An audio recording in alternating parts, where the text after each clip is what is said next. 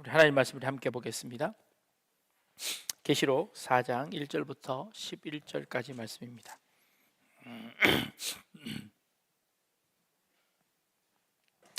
계시록 4장 1절부터 11절까지인데 좀 긴데요. 우리 한 절씩 돌아가면서 보겠습니다. 계시록 4장 1절부터 11절까지 말씀입니다. 이 일 후에 내가 보니 하늘에 열린 문이 있는데 내가 들은 바 처음에 내게 말하던 나팔 소리 같은 그 음성이 이르되 이리로 올라오라. 이후에 마땅히 일어날 일들을 내가 내게 보이리라 하시더라.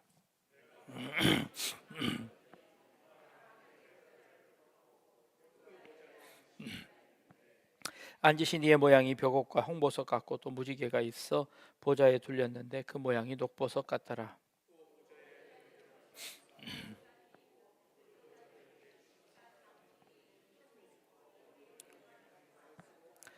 보좌로부터 번개와 음성과 우레소리가 나고 보좌 앞에 켠 등불 7이 있으니 이는 하나님의 7 영이라.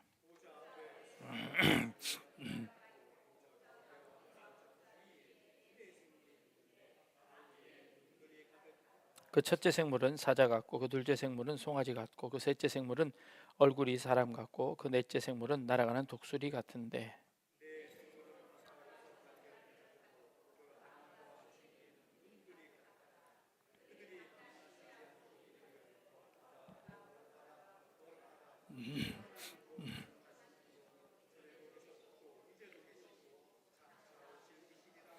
그 생물들이 보좌에 앉으사 세세토록 살아계시는 이에게 영광과 존귀와 감사를 돌릴 때에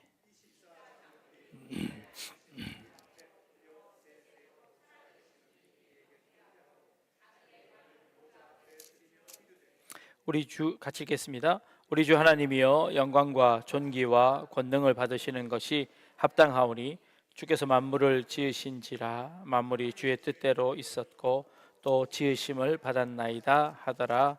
아멘. 네. 우리 계속 우리 큐티 생명의 삶 계시록을 보고 있습니다. 오늘은 계시록 4장에 있는 말씀을 좀 살펴보려고 하는데요. 우리 4장 전까지는 7교회의 교회에게 쓰는 편지들이었습니다. 그 내용들은 별로 이제 이렇게 논쟁거리가 없습니다.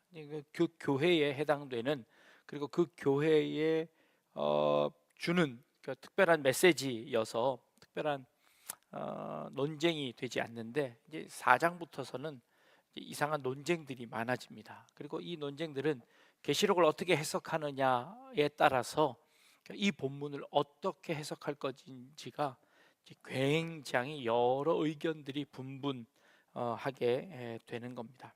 이 후에 내가 보니 하늘에 열린 문이 있는데 라고 되어 있습니다. 열린 문입니다. 하늘에는 어떤 문이 있을까요? 문지방은 있을까요? 없을까요? 하늘에 있는 문은 크기가 어느 정도쯤 될까요? 하늘에는 과연 문이 있을까요? 그 문은 어떻게 하면 열리고 어떻게 하면 닫힐까요? 그 문으로 들어갈 수 있는 사람은 어떤 사람일까요? 쉽지 않은 질문입니다. 이제 하늘이 열리는 경험은요, 그러니까 이 계시록에만 있는 게 아니라 저 창세기에 올라가면 또 한 번 더 있습니다. 창세기 28장 16절 17절에 야곱이 잠을 자는데, 그러니까 아버지 집에서 형에 의해서 쫓겨나 도망을 쳐서 저기 삼촌 집으로 도망가는 과정 속에서 돌베개를 하고 잠을 잡니다. 돌베개를 잠을 자는데 저 하늘에서 사닥다리가 이렇게 쭉 내려오는 겁니다. 그리고 그 하늘로 뚫려져 있습니다. 그리고는 그 뚫린 그 위에 하나님이 계시고 그 하나님의 보좌에서 사다리가 내려오는 그 사다리를 통해서 천사들이 오르락 내리락 하는 그 광경을 봅니다. 하늘은 그때부터 열려 있었습니다. 야곱 때에서부터 자, 지금 그 모든 세월이 지나 계시록이 되는 이 요한이 본 그 계시록 때까지 요한은 뭘 봤지요? 열린 문, 열려 있는 문입니다. 그러니 창세기에 야곱이 본 그 열린 문서부터 어쩌면 하늘의 문은 그때까지 열려 있었을지도 모르겠습니다. 지금은 어떨까요? 지금은 하늘의 문이 열려 있을까요? 닫혀 있을까요? 여러분들의 삶 가운데 하늘의 문이 열려 있는 것 같습니까? 닫혀 있는 것 같습니까? 여러분들의 삶에 하나님이 함께 하셔서 모든 하는 일들이 다 형통하게 잘 되면 열려 있는 것 같고, 또 기도하는 것도 하나도 응답도 안 해주시고 아무것도 안 이루어지면 하늘문이 꽉 닫혀 있는 것 같고, 이 자리, 여러분들의 삶에 하나님의 하늘문이 활짝 열려 있는 축복이 여러분들 가운데 임하시기를 주님의 이름으로 축복합니다. 하늘의 문이 열려 있다는 것은 실제로 하늘의 문이 있다는 것이 아니라 이것은 상징입니다. 상징이라는 것은 원래 실체가 있는데 그 실체를 설명할 수 없을 때, 그 실체가 무엇인지 정확하게 표현할 수 없을 때 상징이라는 언어를 씁니다. 그 상징은 그것 자체의 의미가 있는 것이 아니라 그것이 담고 있는 의미가 무엇인가가 더 중요합니다. 예전에 목사님들은 기도할 때 이렇게 앞으로 나오라 그래서 안수기도를 이렇게 많이 해주셨어요. 안수기도를 하면 능력이 더 많이 나갈까요? 자, 안수기도를 하면 그 안수기도는 누구의 능력일까요? 안수기도를 하는 목사의 능력일까요? 아니면 그 기도를 들어주시는 하나님의 능력일까요?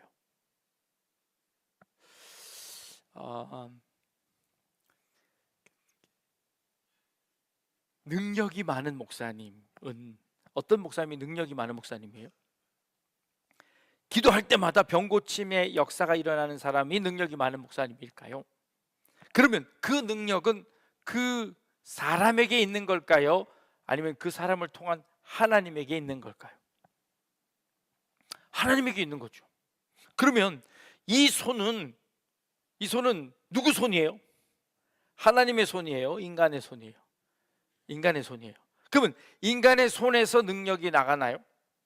아니면 하나님? 안수기도는요, 일종의 상징입니다. 이 손이 닿는 순간 마치 하나님께서 내 머리를 쓰다듬으시는 것과 같은 그런 느낌을 받는 거지, 여기에 힘이 있는 게 아니잖아요. 화장실 가면 그 목사님도 그 손 갖고 닦는 손이에요. 똑같은 손이란 말이에요. 그런데 그럼에도 불구하고 우리는 자꾸 그런 상징을 이해하지 못하고 그 상징의 도구를, 그 도구 자체에만 관심을 가지기 시작한다는 겁니다.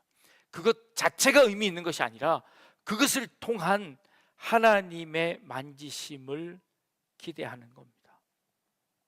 그것을 통해서 상징적으로 하나님이 마치 나를 만지시는 것처럼, 하나님께서 친히 내 머리에 손을 얹으시는 것처럼 그렇게 우리는 받아들이는 거죠. 그 상징을 받는 겁니다. 그것이 진짜 그런 능력이 아니라는 거죠. 하늘에 열린 문이 있습니다. 그런데 그곳에 소리가 들립니다. 그리고 이리로 올라오라고 합니다. 이리로 올라오라고 하면 지금 이 요한은 어디로 간 걸까요? 천국으로 간 걸까요? 많은 사람들이 천국에 갔다 왔다고 예전엔 그렇게 막 하던 분들이 참 많았어요. 천국에 가보니까 천국에는 뭐 개털 모자를 썼느니 뭐 무슨 금 면류관을 썼느니 뭐 이런 말들을 이렇게 많이 했는데 그것도 역시 상징인 겁니다. 그것을 통해서 그곳은 참 귀한 곳이고 그곳은 참 영화로운 곳이고 그곳은 하나님의 말씀대로 살아낸 사람들이 그곳에서 하나님께 칭찬받고 있다는 것을 의미하는 것이지, 그것이 실제로 개털 모자를 쓰고 금 면류관을 쓰고 이런 것들이 아니라는 것이지요. 이게 상징에 불과한 것입니다. 그렇다고 그것이 상징이라고 해서 아무런 의미가 없는 것이 아니라 그걸 통해서 말씀하고 싶은 것이 무엇인가가 있는 것이죠. 자, 그래서 이 요한이 본 것은 실제로 그것이 천국이다 아니다 그것을 따질 것이 아니라 하나님께서 지금 하나님이 계신 그곳의 모습들을 통해서 이 요한을 통해서 보여주시고, 그리고 그 보여주신 것을 통해서 무엇을 말씀하시고자 하시는지가 훨씬 더 중요하다는 거죠. 참, 그 앉으신 보좌를 봅니다. 그곳에서는 등불이 켜 있고요, 7 등불이 켜 있고, 거기는 수정과 같은 유리 바다가 있고, 거기에는 4명의 생물이 나오는데 사자 같고 송아지 같고, 그리고 사람이 사람 같고, 그리고 날아가는 독수리 같다라고 기록하고 있습니다. 사진을 한번 보여드릴게요. 자, 요한계시록 4장에 나온 4가지의 생물을 여기 성경에 기록한 대로 그려보면 이런 모습입니다. 네. 자, 이제 사자가 있는데 날개가 6개 달렸습니다. 날개가 6개 달렸는데 그 날개에도 온통 눈이 달렸어요. 그 눈이 달리고, 이건 지금 이제 사자의 모습을 하는데 이게 사자의 몸에도 눈이 달려서 이 눈이 양쪽으로 다 보게. 자, 이거는 무슨 동물일까요? 괴물이 괴물입니다. 이 사자의 모습이고요. 이게 송아지의 모습이고, 그래도 이거는 얌전하게 그린 거예요. 제가 그림을 찾아보니까 이것보다 더 기괴하게 그린 그림들이 훨씬 더 많았어요. 그 중에 얌전한 그림들을 찾아보니 이런 정도 이제 사람이 있는데, 사람의 모습인데 날개가 달려 있고, 그 날개에 눈이 달려 있고, 온 몸에도 막 눈이 막 있는 겁니다. 그리고 독수리도 이제 이런 모습입니다. 이게 도대체 말도 안 되는 짐승인데, 이 짐승들이 그곳에 있었다라고 이야기하는 겁니다. 그런데 이 본문을 보다 보니 무엇이 생각났냐 하면 이게 생각나는 겁니다. 이게 뭐죠? 성막입니다. 구약시대 성막인데, 이 성막, 이게 큰 이제 테두리 안에 이렇게 뭐 번제를 드리는 곳이 있고, 그 안에 지성소, 이게 성막이 있고, 그 안에 이제 지성소가 있고 법궤가 있고, 그 제사장들이 들어가는 곳입니다. 근데 이 성전 안으로 들어가 버리면 어떤 일이 있냐면, 거기에 가장 지성소에는 뭐가 있죠? 이렇게 법궤가 있습니다. 근데 그 법궤의 모습은 정확하게 알 수 없지만 이스라엘 성지 연구소에서 추정하는 그림은 이 그림입니다. 그 법궤는 그 위에 천사 스랍들이 있는데, 그 천사들의 날개로 뭐 위를 가리고 하는 그런 이상한 모습들로 법궤를 이렇게 가리고 있는데, 그 법궤가 들어있는 지성소의 모습은 이런 모습입니다. 자, 그 안에 법궤가 있고요, 그 성전 안에 들어가면 이런 장소가 있죠. 그런데 이쪽 옆에 보면 뭐가 있습니까? 등불이 있는데 등불이 7개가 있습니다. 7개의 등불이 불이 꺼지지 않고 그곳에서 늘 타고 비추는 등불이 그곳에 있습니다. 자, 그러면 지금 요 그림을 성전의 모습과, 그리고 지금 저 성전의 불하고 성전 사이에 뭐가 있냐면 커다란 노스로 되어져 있는 그 대야가 있습니다. 물두멍이 있는데, 이 물두멍을 뭐라고 불렀냐 하면 바다라고 불렀습니다. 왜냐하면 어마어마하게 큰 노스로 만든 그 물두멍인데 거기에 물이 가득 채워져 있습니다. 그래서 이 물이 너무 많아서 이것을 바다라고 했습니다.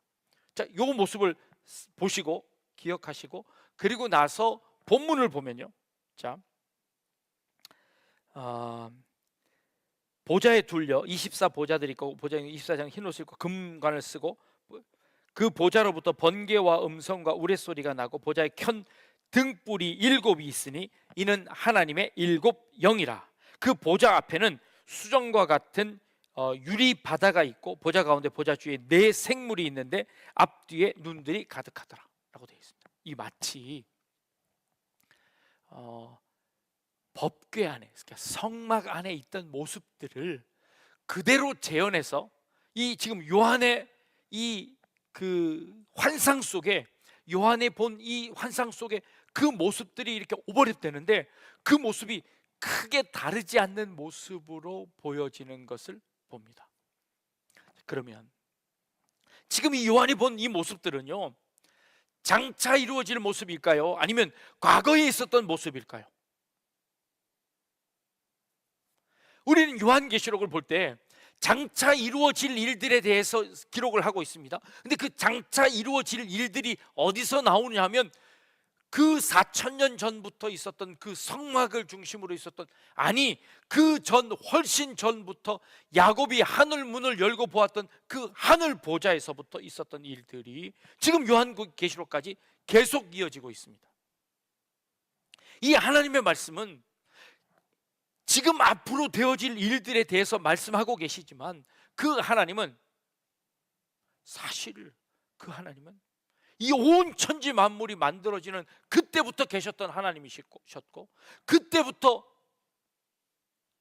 우리 인간들을 구원하시기 위해서 우리를 사랑하셨던 그분이었고, 그때부터 하늘문을 열고 늘 우리를 지켜보셨던 그분이셨고, 그분이 지금 이 요한의 눈 가운데서도 그 하나님을 발견하고, 하나님은 여기 계셨군요, 하나님은 바로 여기 계셨군요.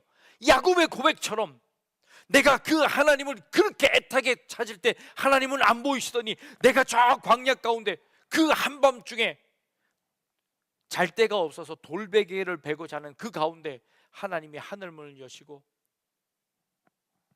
내가 너 여기 있다 라고 하시는 그 하나님을 만나고, 내가 하나님을 이제야 만났습니다, 하나님은 여기도 계셨군요 라고 고백하게 되는 겁니다. 그렇다면 지금 이 요한은 이 시대에 로마의 황제들에 의해서 믿는 사람들이 다 잡혀가서 순교하고, 자기와 함께 사역하던 예수님의 12 제자들은 모두 다 뿔뿔이 흩어져서 그 흩어진 곳에서 복음을 전하다가 모두 다 순교해버렸고, 요한은 잡혀서 밤모섬으로 유배를 당해 아무도 별로 살기도 좋지 않은 그 섬 가운데 유배되어서 그곳에서 줄이고 있는 그 가운데 하나님이 환상을 보여주시며 하늘문이 열려 있고 그 가운데 하나님을 찬양하는 온갖 생물들이, 보지도 못했던 그 생물들이 온통 하나님을 찬양하고 있고, 그 찬양하는 모습 속에서 하나님이 영광 받으시고, 그리고 그 하나님이 지금 우리를 지켜보고 계시고, 그 하나님이 지금 우리를 내려다보고 계시고 우리와 함께 하고 계시는 그 모습을 보는 겁니다. 요한계시록은 그러면 어떤 책일까요?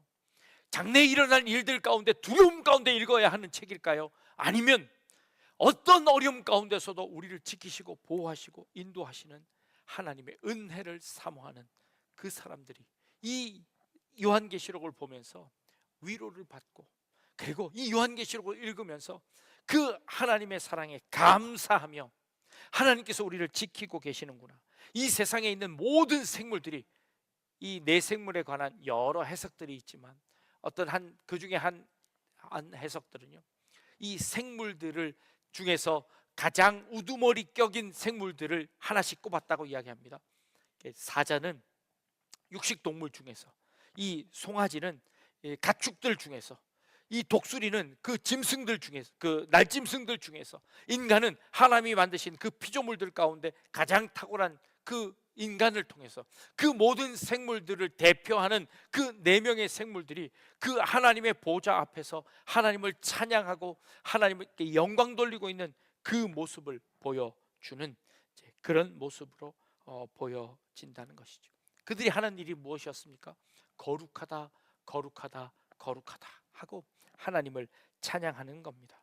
전에도 계셨고 이제도 계셨고 영원토록 계실 그 하나님을 찬양합니다 하고 하늘에서 예배가 이루어지는 겁니다. 그 하늘에서 온통 그 하늘에서 그 온 피조물들이 하나님을 향하여 찬양하고 있는 모습을 보여주는 겁니다. 요한은 지금 그 광경을 보는 겁니다. 그리고 그 광경을 통하여서 이제 그 하나님께서 어떻게 우리와 함께 하실지, 어떤 능력을 통하여서, 어떤 힘을 통하여서, 어떤 권능을 통하여서 우리와 함께 하실지를 보여주는 겁니다. 그 다음서부터 그 보좌에 나오는 뭐 여러 가지 징계들이 나오고요. 뭐 대접에 뭐 통하여서 뭐 그 모든 나팔 소리를 불 때마다 여러 가지 기적들이 일어나고 금 대접을 하나 쏟을 때마다 여러 가지 이적들이 일어나는 그 이적들이 앞으로 계속 설명되어질 겁니다. 그 모든 설명들은 무엇을 의미하나요? 하나님이 이 세상을 통치하고 계신다. 하나님이 이 세상을 다스리고 계신다. 하나님이 이 세상을 주관하고 계신다라는 것을 보여주시는 것이죠. 그런 상징을 보여주고 있습니다. 이런 상징들을 통하여 우리가 깨달아야 할 것들 무엇일까요? 하나님의 모습은 우리가 무엇으로도 설명할 수 없습니다. 그러나 하나님은, 이 요한이 본 이 하나님은 여러 모양들로 찬양받기에 합당하신 그런 분이시라는 것을 우리에게 보여주고 있습니다. 요한은 그 상징들을 통해서 하나님을 설명하고 있습니다. 그렇다면 그 상징을 들은 우리들의 삶은 어떠해야 할까요? 우리들도 마찬가지로 하나님의 상징으로서 이 땅을 살아가고 있습니다. 하나님의 상징이 우리의 믿는 믿음이라는 것, 우리의 믿음 생활한다는 것이 무엇일까요? 무엇이 이렇게 믿는다는 걸까요? 우리는 기도를 합니다. 찬양을 합니다. 그리고 우리는 성경을 읽습니다. 이 모든 것들은 어쩌면 그런 하나의 상징일지도 모르겠습니다. 그걸 통해서 하나님의 뜻을 아는 것이죠. 그 성경을 읽는 것, 그것 자체가 문제가 아니라 그걸 통해서 그 안에 하나님의 의미를 발견하는 겁니다. 우리가 삶을 살아 무릎을 꿇고 기도합니다. 무릎을 꿇고 기도한다는 것은 무엇을 의미하나요? 기도할 때 꼭 눈을 감아야 하나요? 기도할 때 꼭 그런 자세를 취해야 하나요? 아니죠. 그것은 하나의 우리의 모습입니다. 하나의 상징입니다. 그걸 통해서 우리의 삶이, 우리의 모습이 하나님 앞에 온전히 드려지는, 우리의 정성과 우리의 모든 것들을 함께 묶어 하나님께 드리는 그 모습의 상징으로서 우리는 그런 모습을 합니다. 그 모습이 우리가 하나님 앞에 드릴 수 있는 가장 겸손한 모습이고, 그 하나님 앞에 드릴 수 있는 가장 최고의 것이라고 우리는 생각해서 그것을 드립니다. 그러나 그것 자체의 의미가 있는 것이 아니라 그것은 그 안에 담겨져 있는 삶의 의미가 있는 것이죠. 그런 차원에서 우리는 우리의 삶의 상징으로 하나님 앞에 드려야 하는 것이 무엇인지를 깨달아야 합니다. 여러분들의 삶의 모습 자체가 어쩌면 그 상징이 되어야 한다는 것이죠. 오늘 금요 기도에 오셨습니다. 여러분, 금요 기도에 왜 오시죠? 금요 기도에 피곤한 몸을 이끌고 그래도 하나님의 뜻이 무엇인지, 하나님 앞에 함께 살아가는 것이 무엇인지 오는 겁니다. 근데 때로는 이렇기도 하죠. 가기 싫은데, 그래도 가야지. 그리고 옵니다. 그게 뭐죠? 그게 어쩌면 우리의 상징인지도 모르겠습니다. 때로는 주일날 다 놀러가고 다 딴 데 가지만 그날 하루 우리는 구별해서 교회에 옵니다. 차려입고 그리고 예배당에 와서 예배를 드립니다. 가끔은 형식적인 예배가 될 때도 있습니다. 가끔은 오기 싫은 거 억지로 올 때도 있습니다. 가끔은 그냥 그저 습관에 따라 오기도 합니다. 가끔은 하나님한테 얻어맞을까 봐 오기도 합니다. 혹시 빠지면 하나님이 혼내시지 않을까 두려움 가운데 오기도 합니다. 괜찮습니다. 그런 모습들은 어쩌면 하나님 앞에 우리의 모습이 상징적으로 그렇게 드려지는 것일지도 모르겠습니다. 그것을 통해서 우리는 주일을 구별합니다. 다른 날과 다르게 떼어놓는 날입니다. 그 날을 통해서 그렇게 함으로 말미암아 저 사람은 교회 다니는 사람이구나, 저 사람은 크리스찬이구나 라고 이야기하는 겁니다. 자, 크리스찬이라는 게 뭐죠? 크리스찬이라는 것은 그리스도가 예수님입니다. 그리스도입니다. 그리스도, 예수를 믿는 사람들, 예수를 닮은 사람들, 예수님을 상징하는 사람들, 예수님처럼 살아가는 사람들, 크리스찬입니다. 상징이죠. 우리는 다 예수님과 전혀 상관없는 사람들입니다. 그러나 그 예수님께서 우리를 위해 흘리신 그 십자가를 믿기에 우리는 우리의 모습 속에서 그 예수님을 보여주어야 하는, 그 예수님을 나타내야 할 의무를 가진 사람들입니다. 아니, 그렇게 살아가기로 다짐한 사람들입니다. 지난주에 성찬식을 했습니다. 예수님의 살과 피를 먹는다는 것은 상징입니다. 그러나 예수님의 살과 피를 그 먹음으로 말미암아 우리는 예수님이 내 안에 산다고 우리는 고백하는 사람들입니다. 성찬식을 할 때마다 우리는 예수님의 살과 피를 먹는다고 합니다. 상징이지만 그러나 그 예수님의 살과 피가 우리 안에 들어옴으로 말미암아 내 안에 그리스도가 산다고 고백하는 사람들입니다. 이것보다 더한 상징은 없습니다. 그러나 이것보다 더한 믿음도 없습니다. 우리의 삶 자체가 그리스도를 드러내는 상징이어야 합니다. 요한이 하나님의 천상의 모습을 보았습니다. 그런데 그 천국의 문이 열려 있고 그 천국이 지금 여기에 보여 있습니다. 그러면 지금 우리는 어디를 살고 있습니까? 천국을 살아내야 합니다. 그렇다면 우리의 모습을 통해서 천국을 드러내야 합니다. 우리의 모습을 통해서 예수님을 살아내야 합니다. 그게 상징입니다. 그게 신앙입니다. 그게 예수를 믿는 것입니다. 요한계시록을 통해서 그 하나님이 지금도 내 안에 계시고 지금도 이 역사 가운데 주관하고 계시는 그분이라는 것, 그리고 지금도 저 하늘에서 온갖 생물들이 하나님을 찬양하는 것처럼 내 삶 가운데서 내가 하나님을 찬양하고 있고, 내 삶 가운데서 하나님이 영광 받으시고, 내 삶 가운데서도 하나님이 나와 함께 하고 계시다는 것을 고백하게 되는 것, 그것이야말로 참된 신앙이라고 말할 수 있지 않겠습니까? 요한이 본 천상에서 일어나는 그 하늘의 예배가 지금 요한이 살고 있는 포로로 잡혀있는 그 가운데서 벌어지고 있습니다. 그리고 이 성경을 읽고 있는 우리들의 삶 가운데서, 여러분들의 인생 가운데서 그 찬양이 울려 퍼질 것이고, 그리고 그 모습을 기대하고 계신다는 것이죠. 여러분들의 삶을 통해서, 여러분들의 인생을 통해서, 여러분들이 함께하고 있는 공동체를 통해서, 아니 지금 예배하고 있는 이 모습을 통해서 하늘의 문이 열리고 우리의 찬양이 하늘로부터 하늘로 올려져 가고, 그리고 그 천상의 예배가 이곳에서 다시 울려 퍼지는 그런 은혜가 있기를 주님의 이름으로 축복합니다. 그리고 여러분들의 모습 한 모습, 삶의 한 걸음 한 걸음들이 그리스도를 나타내고 그리고 천국의 삶을 나타내는 것임을 늘 잊지 않고 그 상징을 살아낼 수 있는 그런 우리 성도님들 다 되실 수 있기를 주님의 이름으로 축복합니다. 네, 기도하겠습니다.